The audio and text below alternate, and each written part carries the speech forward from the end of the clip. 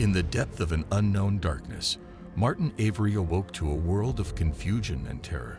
His eyes struggled to adjust to the dim light that barely illuminated the room, a stark, concrete cell devoid of any comfort.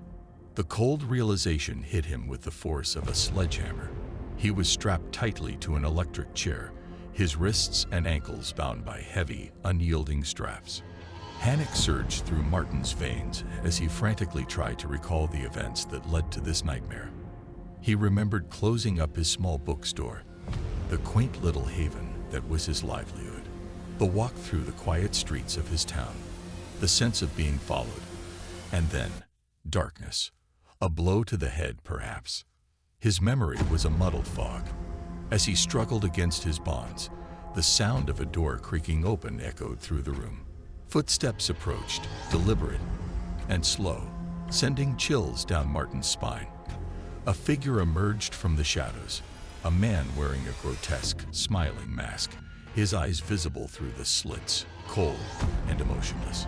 The masked man spoke in a distorted voice, his words laced with a chilling calmness. He told Martin that he was chosen for a special game, a game of life and death. Martin would be asked a series of questions, each with two possible answers.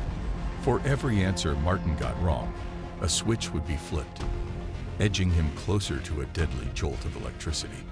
Martin's mind raced, his heart pounding in his chest.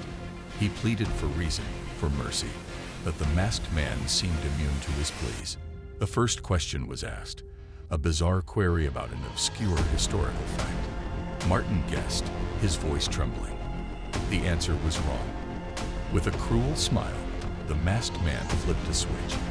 A faint electrical hum filled the room, a harbinger of the horror that might follow. Question after question came, each more obscure than the last, and each incorrect answer brought a new switch flipped, the hum growing louder, the air charged with impending doom. In a moment of clarity amidst the terror, Martin realized something. The questions were all related to books he had sold in his store, obscure titles, rare editions. This person, this monster, had been in his store, had studied him. As the final question was asked, Martin, drenched in sweat and terror, gave the last answer. It was incorrect. The masked man moved towards the final switch, but before he could flip it, the room was suddenly flooded with light, and the sound of police sirens pierced the air. The door burst open, and police officers swarmed the room, overpowering the masked man.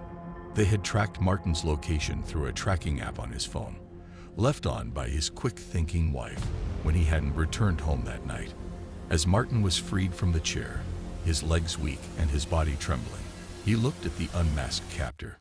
It was a regular customer from his bookstore, someone Martin had always greeted with a smile and friendly conversation. The realization that his tormentor was a familiar face, a part of his daily life, was a final psychological blow. Martin was reunited with his family, his life spared but forever altered. The bookstore, once a place of refuge, now held a shadow of fear and paranoia. Martin couldn't shake off the feeling of being watched, of being chosen for a reason he couldn't fathom. The story concludes with the haunting realization that sometimes the most ordinary aspects of our lives can conceal the darkest dangers.